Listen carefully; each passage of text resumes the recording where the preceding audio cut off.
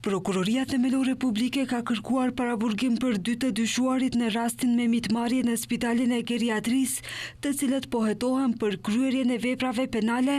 marrje rishfeti dhe ndihmë në kryerjen e kësaj vepre penale. Sipas detajeve që ka dhënë prokuroria për këtë rast, i dyshuari i parë është drejtori i spitalit Muhsin Arifi, i cili ka kërkuar 100.000 euro rishfet për shtrimin e një pacienti në spital. Dyshohet se Arifi në periudhën prej 19 mars 2025 deri më 8 prill 2025, në disa raste ka kërkuar drejt për drejt përfitim material të konsiderueshëm që të pranojë në spital një pacient. Rishfetin e ka kërkuar nga kujdesarja me kontratë për përkujdesje të përjetshme për një person i cili vuante nga disa gjendje shëndetësore dhe për të cilin, sipas rekomandimeve mjekësore, ishte e nevojshme të shtrihej në spitalin e geriatrisë. Kur ajo u drejtua në spital për shkak se gjendja e pacientit ishte përkeqësuar, ajo informua se pacienti ishte vendosur në listën e pritjes për pranim.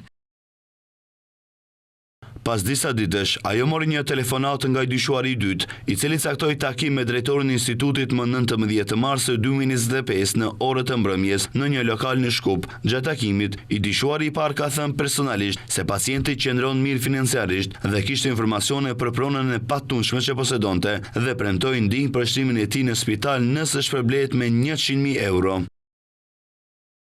Gruaja dëshmitare kishte reaguar se kjo është shifër shumë e madhe, për çka drejtori propozoi që shuma e kërkuar të sigurohet përmes shitjes së pronës së patundshme banesës që ka poseduar pacienti, gjë që nuk ishte opsion, pasi banesa ishte përfshirë në kontratën për përkujdesje të përjetshme. Mëtej siç thuhet në njoftimin e prokurorisë, palët janë takuar edhe 2 herë, pas çka janë dakorduar që fillimisht dëshmitarja të jap 20.000 euro deri në sigurimin e shumës së kërkuar.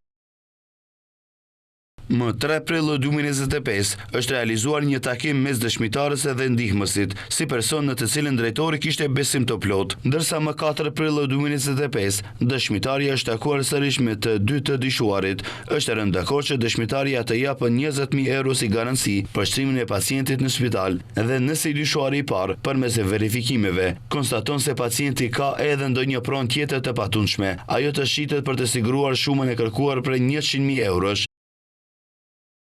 Sipas kësaj marrëveshje, më 8 prill 2025, dëshmitari është takuar me të dyshuarin e dytë, i cili hyri në automjetin e saj dhe në emër të drejtorit pranoi drejt për drejt shumën prej 20.000 eurosh, pas shka u kap në vendngjarje nga zyrtarët e policisë. Ministria e Punëve të Brendshme në një aksion të koordinuar me Prokurorinë Themelore Publike për ndjekjen e krimit të organizuar dhe korrupsionit, të martën arrestoi 2 të dyshuarit për veprat penale marrja e mitos dhe marrja e shpërblimit për ndjekim të paligjshëm.